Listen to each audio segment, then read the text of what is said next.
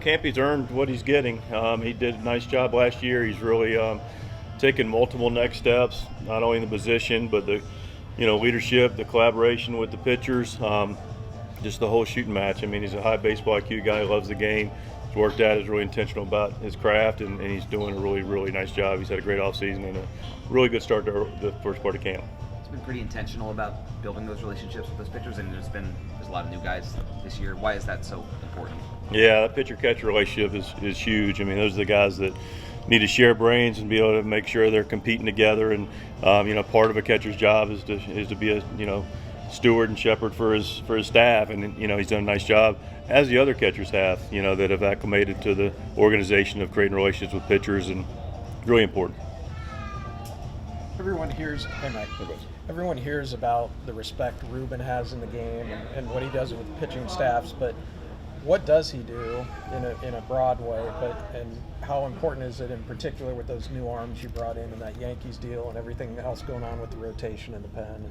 Yeah, I've been really fortunate to be involved with some really, really good pitching coaches in this game. Not side by side, but for years, Dave Duncan, who I would consider to be on the Mount Rushmore, and then right there with behind him is Mike Maddox, who just won his World Championship last year with the Rangers. Had him for 4 years in St. Louis, so been very fortunate to have be around really good pitching coaches. And point of saying that is Ruben Niebla is, right there. This guy is he's fantastic with the way the modern game is being played. Ruben has a really, really good understanding and a tremendous blend of all the different metrics, all the different information that goes into evaluating pitches, pitchers, using their stuff, and he's also got the blend of still the competition and the communication. He's a tremendous communicator. He's very organized. He's very passionate. He's got great knowledge. He's a tremendous resource for this organization. I'm very fortunate to have him as our pitching coach. Speaking of pitching, the options you have for the final two rotation spots, as we get into games and lives and things like that, what are the variety of factors that the organization will base kind of the decision making on who makes that rotation? Yeah, the good news is there's competition. The other part of the good news is that there's people to compete for those spots. So, listen, it's a combination of things. We will base it on some performance in spring training. Don't want to get overly concerned about spring training, but we do have to use it as an evaluation tool.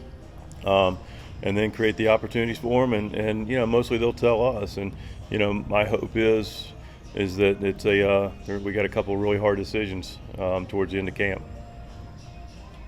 This predates you, but way back in 2016, the organization made a big push. $80 million in the international market, a lot of different names, and Adrian Morejon is one of the last ones standing among that group. Where do you see him at right now, and